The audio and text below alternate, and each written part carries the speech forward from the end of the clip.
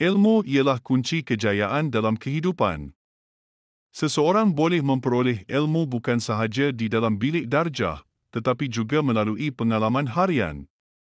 Pembelajaran sepanjang hayat amat penting kerana ilmu tidak terhad kepada buku semata-mata. Sebagai contoh, seseorang boleh belajar kemahiran insaniah seperti berkomunikasi dengan baik melalui pergaulan dengan masyarakat. Selain itu, teknologi moden membolehkan kita mendapatkan ilmu dengan lebih mudah. Dengan hanya satu klik, pelbagai maklumat boleh diperoleh melalui internet. Oleh itu, seseorang harus bijak memanfaatkan teknologi untuk mencari sumber ilmu yang sahih.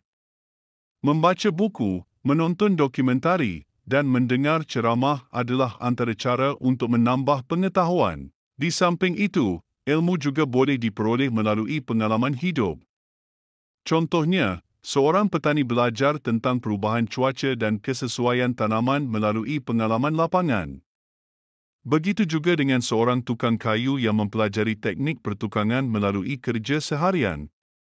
Semua ini menunjukkan bahawa ilmu boleh diperoleh di mana-mana asalkan kita mempunyai sikap ingin tahu dan rajin berusaha. Kesimpulannya, ilmu tidak hanya diperoleh melalui pembelajaran formal di sekolah. Setiap individu perlu sentiasa mencari ilmu kerana ilmu adalah bekalan hidup yang berharga. Oleh itu, marilah kita menjadi insan yang sentiasa dahagakan ilmu dan mengamalkan ilmu yang dipelajari dalam kehidupan seharian.